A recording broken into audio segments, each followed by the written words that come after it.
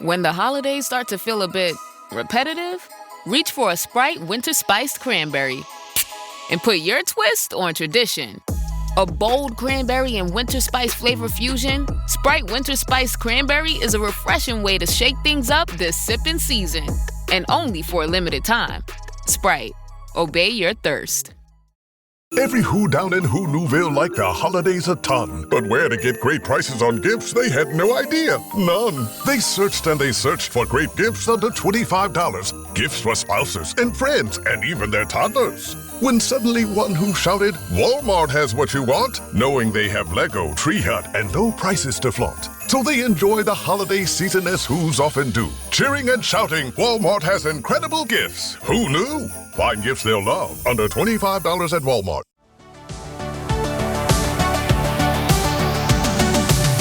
Welcome to the Dr. Raj podcast with Dr. Raj Dasgupta, a show all about educating patients, students, and aspiring doctors about better patient care.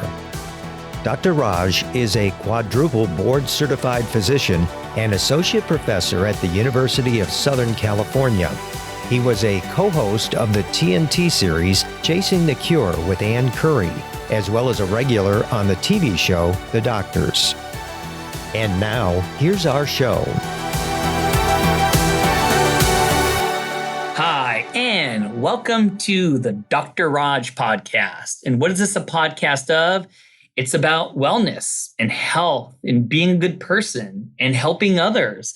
And sometimes you have stories that just kind of make you go, oh, that was so motivating. And sometimes we just like to do things a little bit medical. And you know what? I think when we have topics that people definitely have no family members that may be going through something, one of those things has to be the prostate.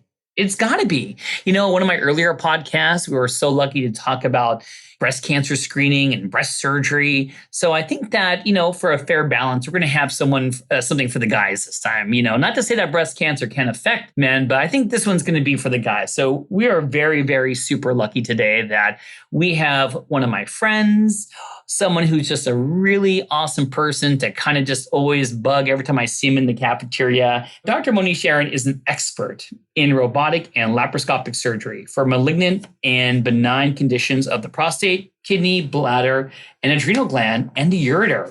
He trained in urology at some of the premier institutions in India, Australia, and the United States. Dr. Aron completed his fellowship training in advanced robotics and laparoscopy at the Cleveland Clinic, and he was recruited here to be a Trojan in 2009, and this is the University of Southern California. He has received numerous acclaimed awards, including the GMOMG Medical from the Royal College of Surgeons in Edinburgh, as well as awards for his scientific presentations and surgical videos at the American Urological Association Congress. Dr. Aron has published extensive publications, and it says here, oh my God, more than 200 publications, and serves as a reviewer for 8 leading urological journals, including the editorial board appointments for 3 journals. Dr. Aron has played a pioneering role in the development of refinement of robotic prostate and kidney surgery, single-incision laparoscopic surgery, and robotic surgery for bladder cancer.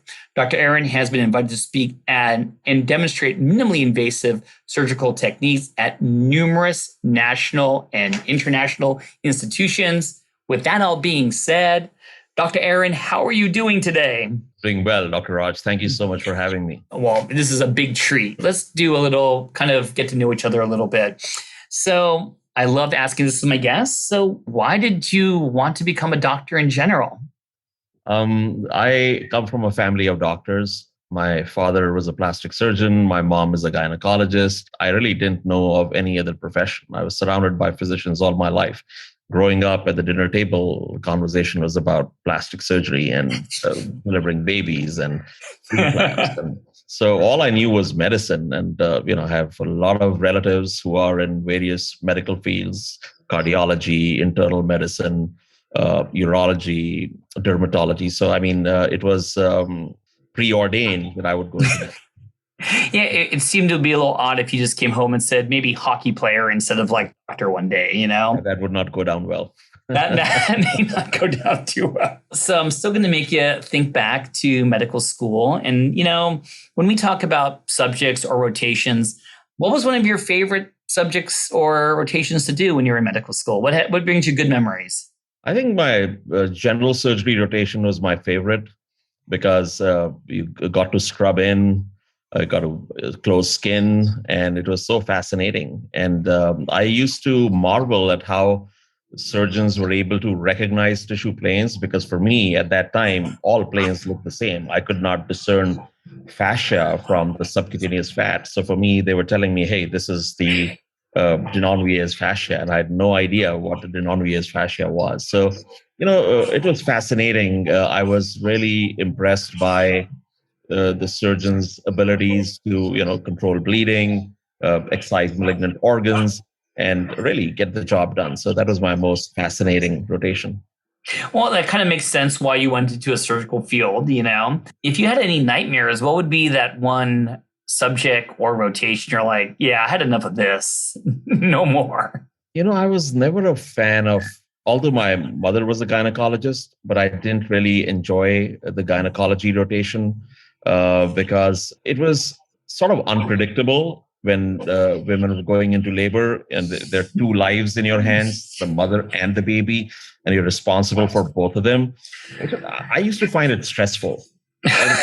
My mom has delivered babies all her life, but I just found it very stressful to be responsible for two people and having things be so unpredictable. No, I agree with you. I remember my med school rotations and that one moment where baby and mom may not be doing well. It's just very heartbreaking. And most of the time it does turn out well, but God bless your mom for having the courage. I know you went into surgery and you are a urologist. And so what makes someone say, you know what, I'm not really into the heart, maybe not even the lungs. I kind of want to do urology, bladders and prostates and all these things. What drew you to that part of the body?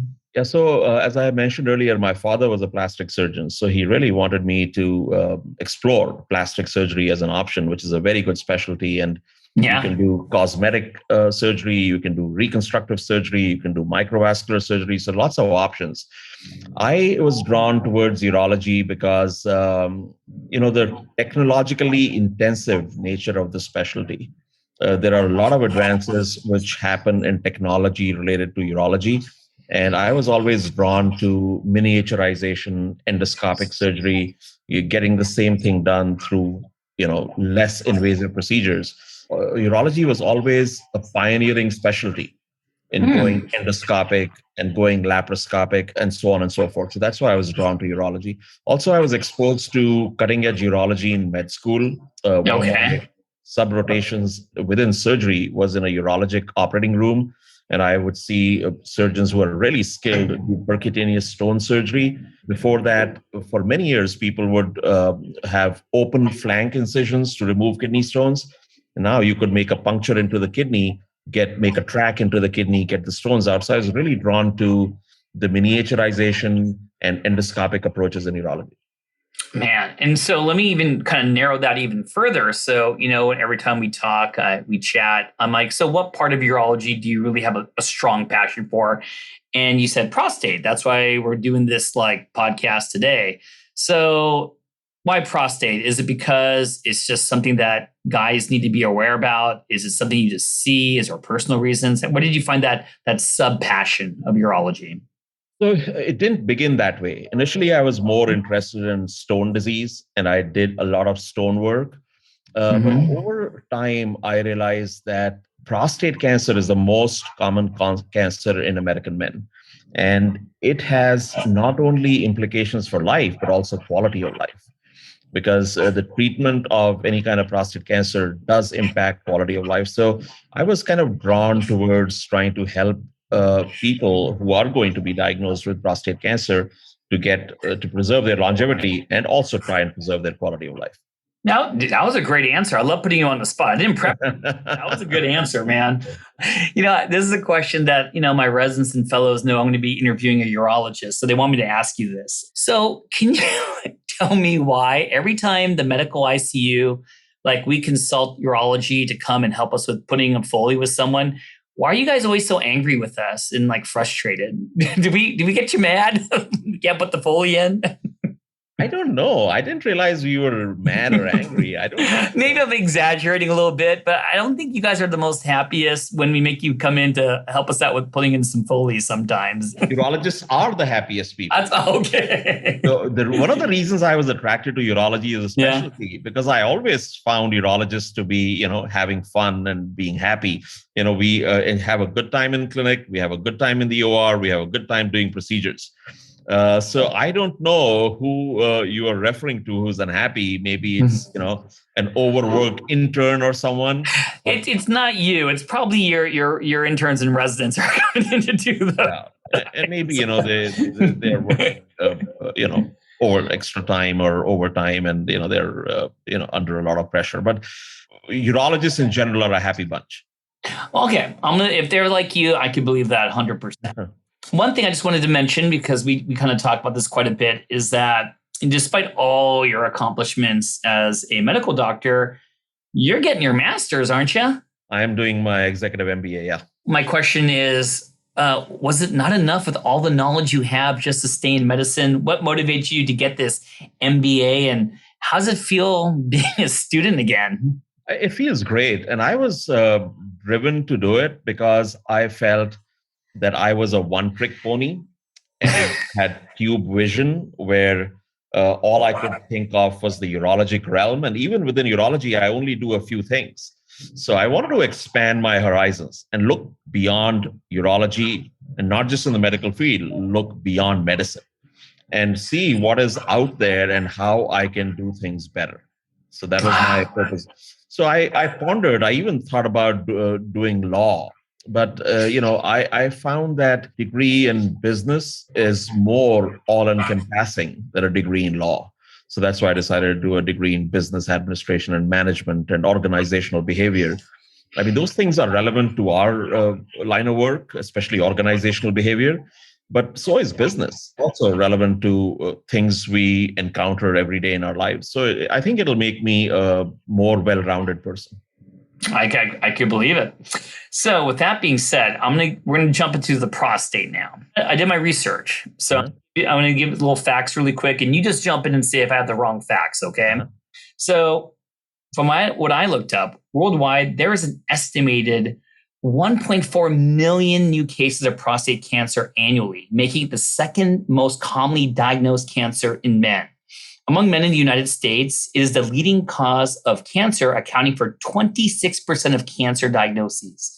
For an American male, there is a 12% lifetime risk of being diagnosed with prostate cancer. Are all those, did I do a good job? They're all accurate, approximations. With that being said, I wanted to let my audience know why we're talking about this. Let's start with the basic question. What is the prostate? So the prostate is this a gland which sits between the bladder and the urethra in men. So it's deep down in the pelvis.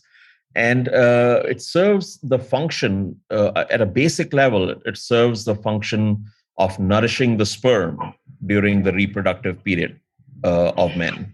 Okay. It uses certain components which are used to nourish the sperm and allow it to, facilitate reproduction. Okay. So that is its main role. After the reproductive period is over, it doesn't really serve a major role in men. So when we talk about prostate cancer, what are going to be the symptoms? You know what I mean? Because we're going to eventually talk about screening, and screening is asymptomatic. But what are some of the symptoms that men should be aware about? So usually none. None? Prostate cancer is usually asymptomatic. The more common entity is BPH, or benign prostatic hyperplasia, which is the one which causes men problems. So a lot of people, when they talk about prostate problems, they're talking about difficulty in urination, urgency, frequency, even recurrent UTIs, hematuria, which can be manifestations of BPH. Now, prostate cancer in and of itself is relatively asymptomatic until it becomes metastatic, when it spreads. And that is when it can cause symptoms. But most of the people who are complaining of symptoms from prostate, as they get older, the prostate becomes bigger and it starts creating symptoms. Most of them are really talking about symptoms of benign prostatic enlargement. The two main issues with the prostate are benign enlargement and prostate cancer. The third, less common entity, which can also be symptomatic, is what is called chronic prostatitis, or it used to be called chronic prostatitis. These days, it's called chronic pelvic pain syndrome. So, Todd, focusing on, prostate cancer, and a really broad question, which is, in general, what is the natural history for just most gentlemen, guys who have prostate cancer? Prostate cancer is a spectrum. It can be very indolent or it can be very aggressive. The most common kind of prostate cancer is what is called an adenocarcinoma, which arises from the prostate glands, which is the most common type. The overwhelming majority are prostate adenocarcinomas, and they can go from a Gleason score of 6 to a Gleason score of 10. We don't typically diagnose, and that is a pathological grading system. We don't typically diagnose anything below Gleason 6. In the past, if you look at some legacy pathology reports, you would find some reports of Gleason 5 or Gleason 4, which is 3+2 or 2+3. We don't report those anymore. Any modern day pathologist does not. So these days now people, to avoid the confusion of Gleason 6 to Gleason 10, now we grade them by grade groups. So grade group 1 is Gleason 6, grade group 2 is Gleason 3+4, and it goes to grade group 5, which is the grade group, which is Gleason 5+5 or 5+4 or 4+5. That's a lot of numbers right there that you just kind of rattled off. A lot of numbers, but long story short, prostate cancer is a spectrum from indolent, which is usually Gleason 6 or grade group 1, to Gleason 10 or grade group 5. Those at the upper end of the spectrum are aggressive and a threat to life. Those at the lower end of the spectrum are usually not a threat to life. With that being said, what are the risk factors for prostate cancer? Who are going to be people that are going to be at a higher risk than the general population? So a family history puts people at risk. If you have one or more first-degree relatives with prostate cancer, you are at higher risk. So there is a genetic component to prostate cancer. It is probably a polygenic kind of inheritance, and there are environmental factors. Some of the environmental factors include diet rich in animal fat. Oh. Again, this is an association, not necessarily a causation, but an association. So if people have a diet rich in animal fat, they are more likely, or there is an association with prostate cancer. There is also a racial predisposition. So within the United States, African Americans are at higher risk, and Caucasians are higher risk than other ethnicities. Dr. Aron, I got to tell you, I love going to the Ruth Chris Steakhouse, at least, once in a while. Am I going to have to cut back a little bit on that? Am I not supposed to get the bone-in filet anymore? I mean, should I just eat fish? Well, everything in moderation is okay. Okay. And if you're having a big steak every day, that's probably not good for you at multiple levels, as you know, it might have impact on the heart, on the colon, so on and so forth. So in general, things in moderation are okay. If you enjoy a steak once a month, nothing wrong with that. Oh, good. It's always good. So we said race. We definitely said watch your diet, which is always a good thing. Genetics are going to be involved. Now, correct me if I'm wrong. There isn't really a specific gene that we do blood work for in individuals, right? Or are there certain times where you'll be ordering genes, to figure things out? So yes, so increasingly we do genetic counseling and genetic evaluations in people who are diagnosed with prostate cancer. So if somebody has a family history of, say, breast cancer in their mom or their sister, we like to do a genetic evaluation. If somebody has a family history of prostate cancer or other cancers which are associated with the BRCA2, BRCA1 mutations, cancers associated with Lynch syndrome, those increase the risk of prostate cancer. Okay. Especially if you have a younger patient, let's say somebody in their 40s, 50s, early 60s being diagnosed with higher risk prostate cancer, they should undergo a genetic evaluation. That can also be used to determine treatment. For example, if I see 55-year-old with multifocal Gleason 6 prostate cancer, typically I could put them on active surveillance. But if we do a genetic evaluation and they are found to have a BRCA2 mutation, I would be more inclined to do surgery because that cancer is likely to be aggressive. Wow. So, I kind of touched this already, but I want to make sure that the listeners understand because I got a little lost myself. So, my question was going to be, how do we diagnose prostate cancer? And I know the Gleason score for my medical students out there, they kind of are salivating to hear more about it. But, for the general person, when we talk about diagnosis, I assume it's going to be some kind of biopsy to make the diagnosis. And the Gleason score, you said it's something that not what you do. It's going to be our friends, the pathologist, that does it. And what is the range of score? If we could just super dumb it down so everyone would just kind of know exactly what it is. Gleason score comes after the biopsy is done. You cannot have a Gleason score without a biopsy. So how does this process start? Usually the way it starts is that a patient will go to his primary care physician. They'll do a blood panel and they'll include a PSA. The PSA will come back as elevated. Or they'll do a rectal exam and they find an abnormality on rectal exam on the prostate. That triggers a consultation with a urologist. Okay. And when they come to see a urologist with either an elevated PSA or an abnormal DRE finding, then typically we order a prostate biopsy. Historically, prostate biopsies are done with a transrectal ultrasound. You put an ultrasound probe in the rectum, and there is a needle guide. And through that needle guide, you put needles into the prostate and you get cores of tissue.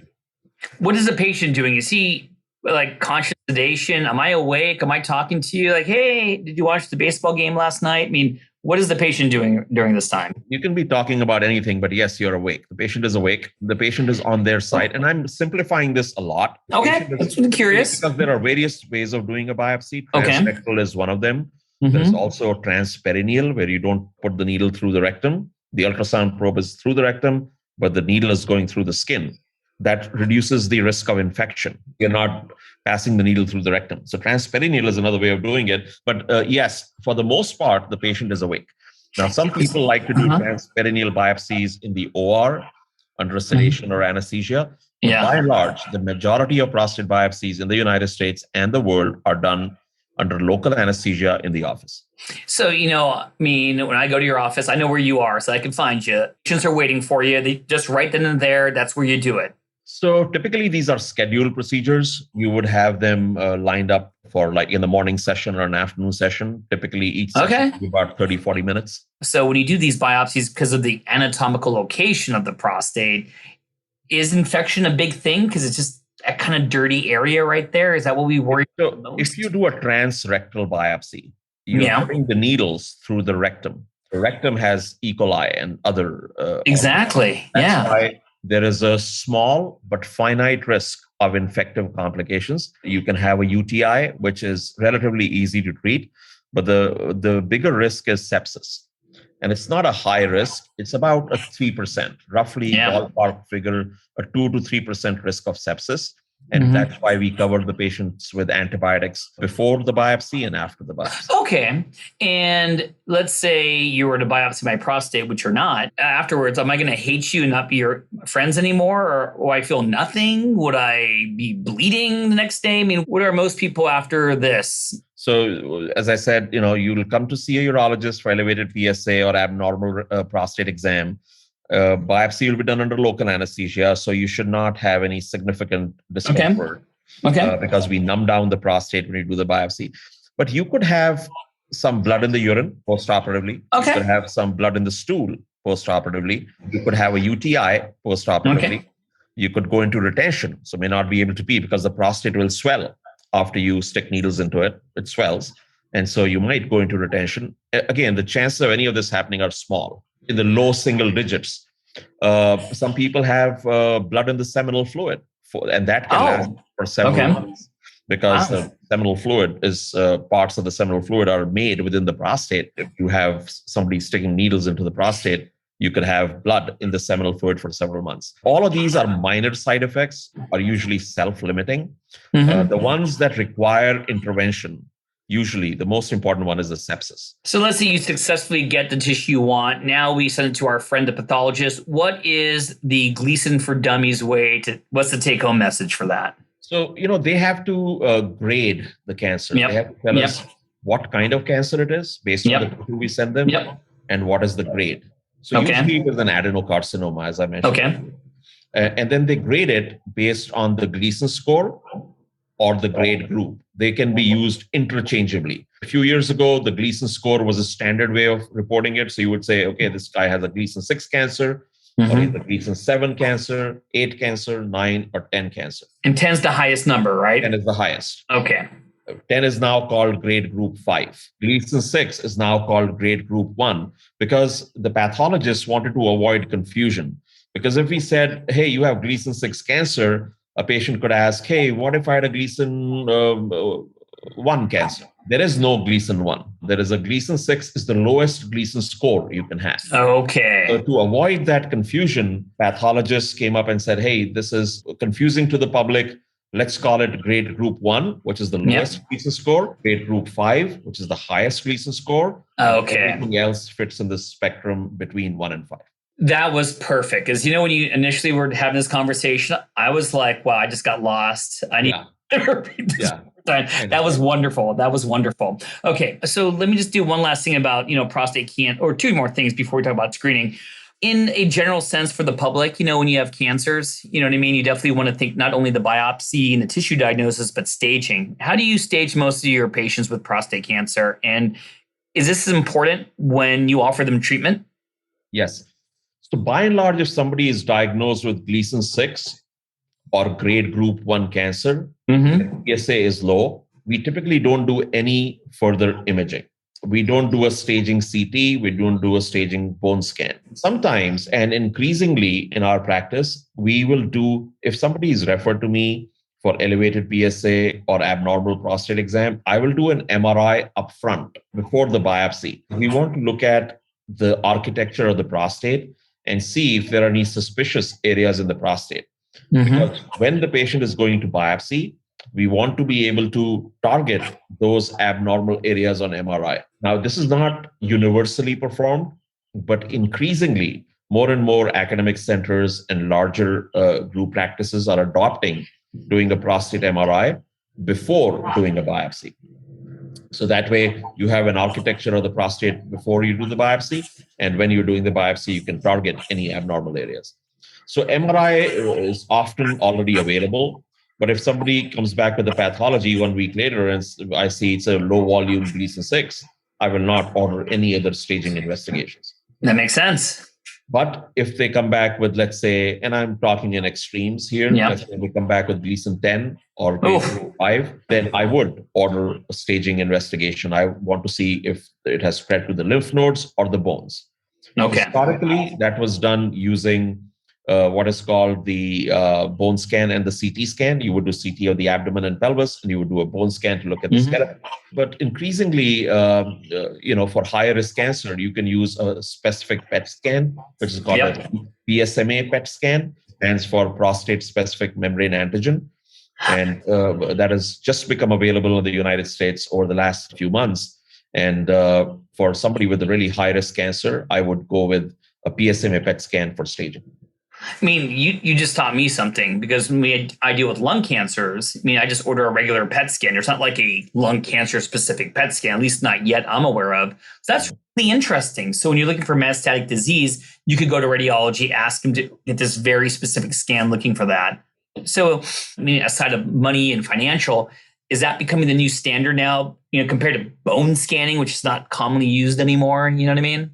So the PSMA is a relatively late entrant in the US medical field, but it has been available worldwide for years and is usually the standard staging test for prostate cancer. It was just not available in the US for inexplicable reasons, but now that it is going to become sort of the dominant scan for patients, especially with higher risk prostate cancer.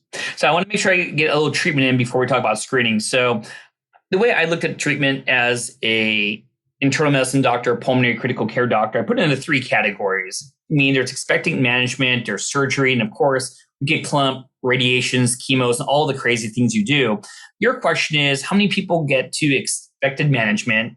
And when we talk about surgery, can you really focus on what you do? And I know that your resume talks about robotic surgery, and how can you incorporate what you do that's so special into that? Right. So if somebody has low risk prostate cancer, which is Gleason 6, even within low risk, there is a very low risk category. Somebody has very small volume of Gleason 6. Typically, very low risk and low risk cancers are treated with active surveillance. If we tell them, hey, you come back every few months, we'll check your PSA, we'll do a rectal exam, make sure everything is going well. If your PSA remains stable, if your rectal exam remains stable, we will keep watching you. We do a follow-up biopsy to make sure that nothing has changed. Typically, within a year, we do a confirmatory biopsy to make sure the original biopsy was not wrong. And if at 1 year also that initial biopsy and the new biopsy are essentially the same, we can space out a subsequent biopsy and maybe do it in 2 years or 3 years. Sure. That is not set in stone. But in general, if somebody's PSA remains stable, the rectal exam remains stable, and one confirmatory biopsy remains stable, you can space things out so that the burden of intervention is reduced. If somebody has a higher risk cancer, which includes Gleason 7, 8, 9, or 10, usually the standard treatment options are surgery or radiation. In this day and age, at least in the United States, almost always, if surgery is undertaken, it is a robotic surgery. Very few people do open prostate cancer surgery anymore. It's all robotic.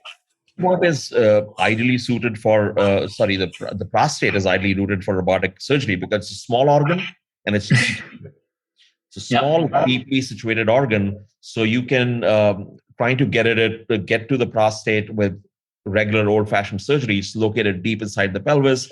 It's dark.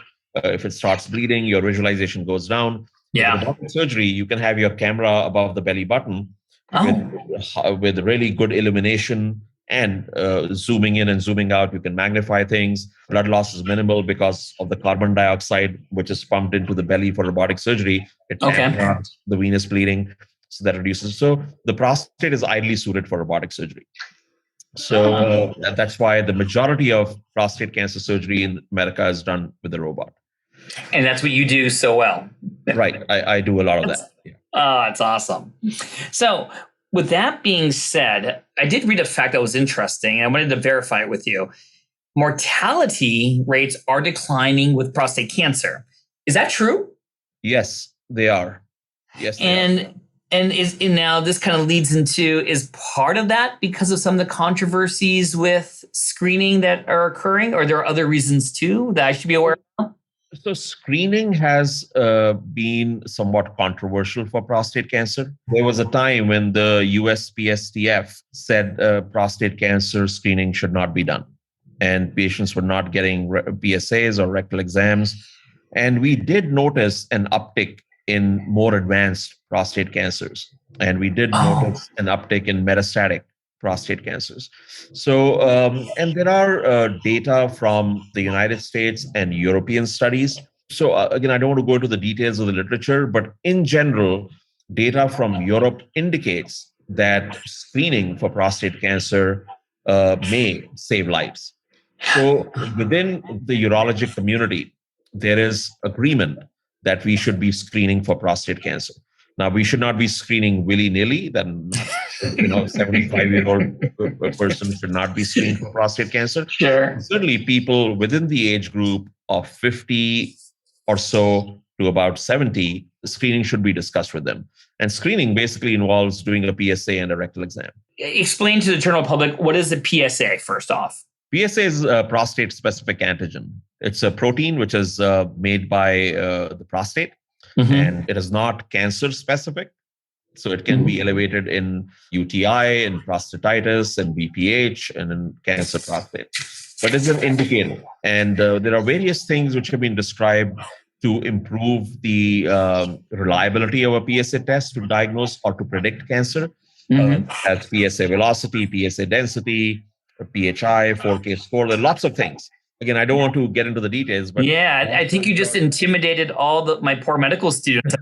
Memorized 3 letters, PSA. I didn't know there was all these other things involved. Yeah, there are books written on PSA. There are multiple papers on PSA, and how it is imperfect and how we can improve upon it. But basically, it's a blood test. We do a blood test. If the number is high, we suspect there might be cancer, and we try to rule it out. So let me just say this. So I feel the same way. I think that PSA is the screening blood test that we do for prostate cancer. What about digital rectal exam? You called it a DRE during our conversation. So that's what everyone here was referring to. Do we use a digital rectal exam as a screening test for prostate cancer? Do you recommend it? What is your opinion? Some people don't, but I do. The reason for that is that there might be some prostate cancers which may not produce PSA.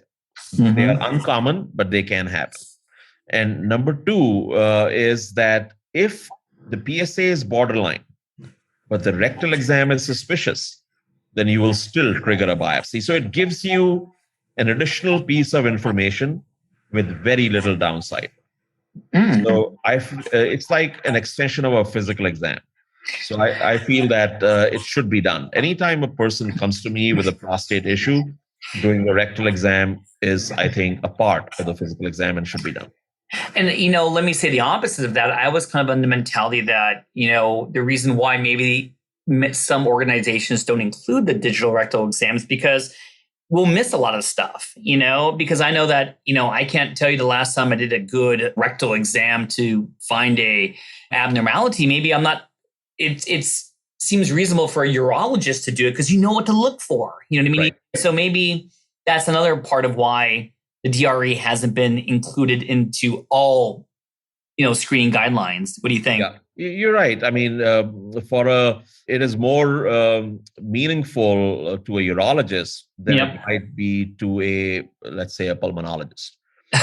Certainly, if I get a patient who's being evaluated or there is a suspicion for prostate cancer, I do. Even patients who I put on active surveillance, I will do a rectal exam periodically because I want to see if the prostate is now indurated. Because I'm watching this patient, but now as prostate becomes indurated, maybe the cancer is coming close to the surface and maybe I need to change my treatment plan.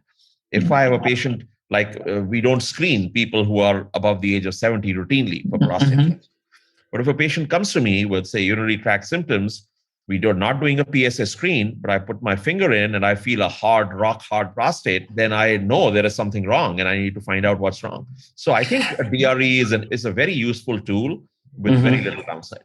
No, well said. And so when we talk about the cancers that we screen for here in the United States, of course, they're always associated with the word, it improves mortality, whether it be the colon or breast, or the cervix. So does prostate cancer screening reduce mortality? Is it improving survival? If you look at European data, yes. There was a study which was done in the United States, which did not show a benefit of screening, but it was not a long-term study. Certainly, long-term data from Europe indicates that screening will save lives. Wow. Now, you kind of touched about this already, about the false positive, the PSA, the blood work that we're talking about, prostatic specific antigen. So are there common things, like I read somewhere that bike riding could give you an elevated PSA and sexual intercourse can give you an elevated PSA? Or, I mean, what's myth? What is fact? So what else falsely elevated PSA? Certainly, if you have a recent ejaculate and you go for a PSA draw, if you ejaculated within the last 48 to 72 hours, your PSA might be artifactually elevated. If you sit on a hard bicycle seat and ride 40 miles, you could have an artifactual elevation of the PSA. These things can occur. More commonly, things that lead to an artifactual elevation of PSA is if you had a recent UTI. Somebody did an instrumentation, or if you have prostatitis or just a huge gland, you could have PSA without cancer. You mentioned about age. And so once again, I did my research and there was kind of like recommendations. You mentioned a group, actually, you're so on it. The USPSTF said something about screening between 55 and 69, but don't do it after 70. Can you kind of say why only the 55 to 69 is the sweet spot for screening? This is similar to the AUA guidelines, which says that the group which is likely to benefit the most from screening is the group between 55 and 69. Why? Why is that? I mean, once if I'm 50 years old, why can't we do it in 50? Why can't I do it? Again, these are arbitrary cutoffs based on currently available literature, which is not perfect. But let's talk about extreme numbers. A difference between 50 and 55 is small. I typically screen people above the age of 50 in my practice. The difference between 50 and 55 is not that much. Typically, we avoid screening after 70. Even if you get diagnosed with prostate cancer after the age of 70, chances are something else is going to get to you before the prostate cancer gets you. Like a heart attack or something like that? Right. For the most part. The example I gave you earlier, if I examine somebody's prostate and I find a rock hard prostate which is fixed, now that is a bad actor. I need to treat that prostate cancer, even if it's 75. Again, these are generalizations. They don't always apply to the individual. But you should not be screening typically somebody who's 35 years old with a PSA. So they say, the AUA American Urological Association says, after the age of 40, 54, you should screen for cause. Let's say you have a family history of a prostate cancer or a family history of breast cancer in the family. You might be harboring a BRCA2 mutation, and those are categories you might screen. If you have a abnormal, for whatever reason, you go in and you get a PSA test done, and it is sky high at that age. So those can be concerning things. But by and large, screening between 40 and 54 should be selective. And again, these are arbitrary numbers. What is the difference between 54 and 55? So 55 to 69, most people say should have a discussion. Again, they don't say always screen. They say you should have a discussion about screening because there are potential benefits and potential harms. And then beyond 70, don't do routine screening. But they don't say that you cannot do screening. I mean, if you find a compelling reason to do it, you can offer it to them and have a discussion with them about it. So what you just summarized is what we call shared decision-making, correct? I think people need to know that. It's not an easy decision. That's why seeing a urologist, seeing your primary care is going to be so important. When we talk about screening, what about frequency? So we talked about initiating the screen. I mean, are you going to screen them every year, every 5 years? Or how do we do frequency? Let's say somebody is, let's just talk about that bucket of 55 to 70. Okay, the sweet spot. Okay. Which is where people believe the maximum benefit of screening would be achieved. So somebody comes in at 55, his PSA is very low at 2, and rectal exam feels completely normal, no other problems. We don't necessarily have to screen them every year. We could potentially do another PSA in 2 years. Okay. If that one is also at 2, you could do the next one at 3 years. So you could space things out. However, if the person at 55 comes in with a PSA of, say, 3.7, that's not a very low PSA.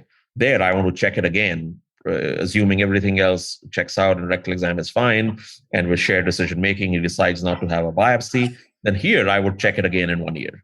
Okay. So you tailor it based on what the initial PSA was, what the rectal exam shows, what the family history is, and the level of comfort in the patient about screening. Okay. So I think you kind of almost answered this, but I want to hear it from you is your cutoff to discontinue screening? Because we do have some guidelines, at least in the lung literature, for lung cancer screening. When do we stop? When do you discontinue screening for these individuals, right? When they hit 70, you're like, okay, no more? Or what is the approach? Yeah, typically I don't screen people beyond the age of 70, but I will, if they come to my office, I will still do a rectal exam because that could be an indicator for a bad actor. Okay. And now here is going to be just kind of bringing it all together, which is going to be like when you see your patients that come to you, do most people want to get screened? Are they informed? Do they use you as the first step in getting the broad information and thinking about it? What do you think the trend is now in the year almost 2022 when it comes to prostate cancer screening? So I personally don't do screening. Most people who come to my practice are already screened. But there was a big dip in patients getting PSA tests by their family physicians. I would say 8 years ago when the USPSTF guidelines came out. I don't remember the exact year, but about 2012-ish. Yeah. It was a dip, but now I'm seeing more and more patients being screened. And as I mentioned earlier, we did notice that we were seeing more patients with more advanced cancers and metastatic cancers in the clinic setting after 2 or 3 years of that initial USPSTF guideline. Now, you're going to be a little sad when I tell you this, but wow, that was my last question. Whether you like it or not, I'm going to make you my official urologist for the Dr. Raj Show. Would you be nice enough if I get some more questions from my audience about the prostate or anywhere in the kidneys or bladder and all the things you specialize in to answer those? Of course, no problem. Nice. Well, hey, thank you for coming on today. And everyone, if someone wants to have any more questions or schedule an appointment, how do they do that? How can they get a hold of you? My office, I guess. On the show notes, I'll put how they can make an appointment with you if anyone wants to have any more questions or see you as a doctor. Sound good? Absolutely. All right. Everyone, thank you for tuning in today for the Dr. Raj podcast. Stay tuned in a few weeks for our next episode, and take care. Thanks for listening. This has been a production of Ars Longa Media. Our producers are Madison Linden and Chris Brightigan. Our executive producer is Dr. Patrick Beeman. This podcast is for educational purposes only and not intended for medical advice. Ars Longa, Vita Brevis.